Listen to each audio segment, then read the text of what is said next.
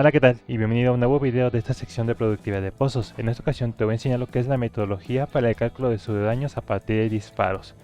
Esta metodología consiste en 10 pasos los cuales van guiando a partir de fórmulas para obtener este daño que se obtiene a partir de ángulos de disparo. Pero bien, antes de comenzar con el video, te invito a que te suscribas al canal si aún no lo has hecho para que no te pierdas de más contenido relacionado a la industria petrolera y en especial a esta área de productividad de pozos que vamos a continuar con esto.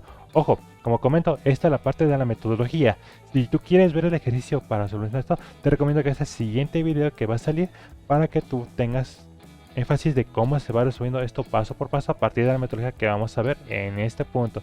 Y bien, más que nada decir, vamos a comenzar con esta parte de la metodología. Como comento, esto procede de 10 pasos, siendo básicamente el primero es el ángulo de perforación θ y se tiene que obtener un parámetro de alfa de θ en la tabla 1.2. Esto es con algo que tenemos que empezar. Ojo, las tablas te las voy a enseñar al final, pero este es el primer paso que tenemos que hacer. Segundo, tenemos que calcular el parámetro de acuerdo al ángulo que tengamos, ¿va? ¿Cómo se obtiene? Aquí están las ecuaciones y tú vas a saber esto. Cuando θ es igual a 0, tendrás que usar LP sobre 4. Si θ es diferente a 0, que va a ser la mayoría de los casos, tendrás que usar esa ecuación que viene ahí representada. Esto es el primer paso, las primeras ecuaciones que vamos a empezar a solventar. Seguidamente, tenemos que calcular el pseudofactor de daño por flujo turbulento o laminar en cada uno de los disparos.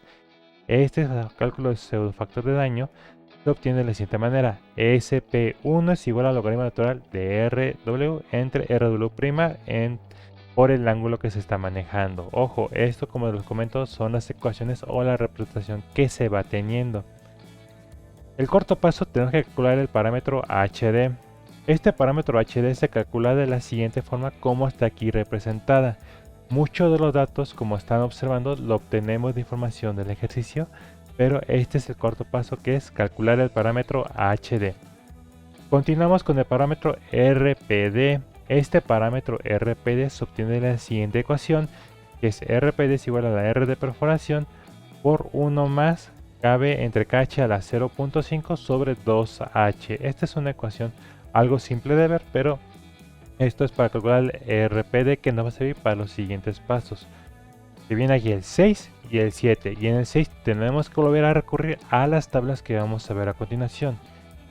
¿Qué nos indica esto? Con el ángulo de perforación θ tenemos que obtener el parámetro A1, A2, B1, B2 de la tabla 1.3, y con estos parámetros que acabamos de obtener tenemos que calcular A y B que vienen en el paso 7. ¿Cómo se representan estas dos ecuaciones? A es igual a A1 por el logaritmo de R, es el logaritmo de RPD más A2, y B es B1 por RPD más B2. Con estos parámetros ya obtenemos A y B, y vamos a pasar al octavo paso. Este octavo paso es calcular el pseudofactor de daño por convergencia de flujo hacia cada disparo de manera individual. Ojo, ya vamos terminando la metodología, no se ve complicada, es visualizar algunos datos en tablas y ya realizar las ecuaciones.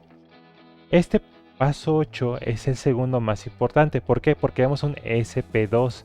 Este valor de SP2 nos va a servir para obtener el daño total, bueno, el pseudodaño mediante los disparos. Entonces, este factor es 10 a la A por HD de B a la menos 1 por RPD a la B. Esto, ya lo teniéndolo, nos va a dar la información de SP2. Nos faltan dos pasos por terminar esta metodología, empezando con el 9. Tenemos que con el ángulo de perforación θ obtener los parámetros C1 y C2 de la tabla 1.4. Tenemos que regresar a las tablas. Con estos dos parámetros tenemos que calcular el PFD por efecto de pozo en función del radio de los disparos con el radio del pozo. Son dos ecuaciones. Tenemos RWD, que es igual a RW entre LP más RW, y además el SP3, la última condición que tenemos, que es C1 por E a la C2RW. Teniendo ya estas ecuaciones, lo último que nos falta es calcular la suma de estos SP. ¿Cómo se hace esto? Que es el cálculo del pseudofactor de daños por disparos.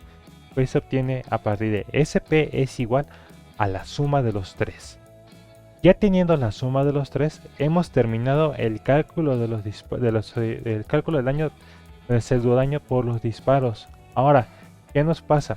Tenemos que seguir a consideración de las tablas que estamos manejando. Aquí nos dice tabla 1.2, 1.3 y 1.4, pero ¿cuáles son esas tablas? Y bien, aquí te las presento. Tenemos la tabla 1.2, que es la dependencia de alfa de teta sobre la eliminación, que viene el ángulo de perforación de 0, 360, 180, 120, 90, 60 y 45, y el valor de alfa 0.